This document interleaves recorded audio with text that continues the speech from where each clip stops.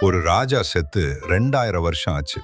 ஆனா அவரோட சமாதியை திறக்க இன்னைக்கு வரைக்கும் அரசாங்கம் நிரந்தர தடை விதிச்சிருக்குன்னு சொன்னா நம்புவீங்களா? சைனாவோட முதல் பேரரசர் குயின் ஷி ஹுவாங் சமாதி தான் உலகத்தோட ரொம்ப ஆபத்தான மர்மமான இடம். ஏன்னா இது வெறும் சமாதி இல்ல, 38 வருஷமா பூமிக்கு அடியில கட்டப்பட்ட ஒரு பிரம்மாண்டமான பாதாள நகரம். இந்த சமாதிக்கு காவலா 8000 களிமண் சிலைகளை ஆயுதங்களோட நிப்பாட்டி வச்சிருக்காங்க. இதுல உச்சக்கட்ட ஆச்சரியம் என்னன்னா, இந்த 8000 சிலைகளுக்கும் முகம் வேற வேற. அப்படி அந்த சமாதிக்குள்ள என்னதான் இருக்கு? வரலாற்று குறிப்புகள் படி அந்த மைய சமாதியோட மேல் கூரையில விலை மதிப்பற்ற நவரத்தினங்களை வச்சு நட்சத்திரங்கள் மாதிரியும், கீழே தரை முழுக்க தன்னோட ஒட்டுமொத்த சீன சாம்ராஜ்யத்தையே ஒரு மினியேச்சர் மேப் மாதிரியும் செதுக்கி வச்சிருக்காராம். அந்த சாம்ராஜ்யத்துல ஓடுற நதிகளை குறிக்கத்தான் பல ஆயிரம் லிட்டர் கொடிய பாதரசத்தை நதியா ஓட விட்டிருக்காரு.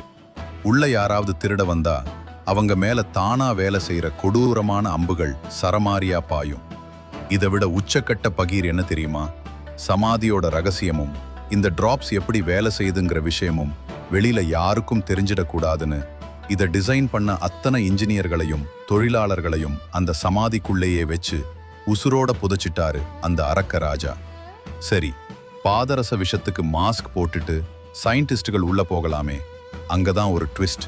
2000 வருஷமா சீல் வைக்கப்பட்ட அந்த சமாதியை திறந்தா வெளியில இருக்கிற ஆக்சிஜன் உள்ள போன அடுத்த 15 செகண்ட்ல உள்ள இருக்கிற அத்தனை பொக்கிஷங்களும் சிலைகளோட பெயிண்டும் சுக்கு நூறா உதிர்ந்து அழிஞ்சிடும்.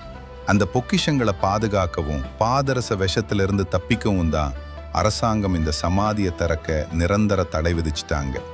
உசுரோட புதைக்கப்பட்ட அந்த தொழிலாளர்களை பத்தி நீங்க என்ன நினைக்கிறீங்க? கமெண்ட்ல சொல்லுங்க. இந்த மாதிரி உலக மர்மங்களை தொடர்ந்து தெரிஞ்சுக்க மறக்காம லைக் மற்றும் சப்ஸ்கிரைப் பண்ணுங்க. இது கிரிஷ் கதைகள்.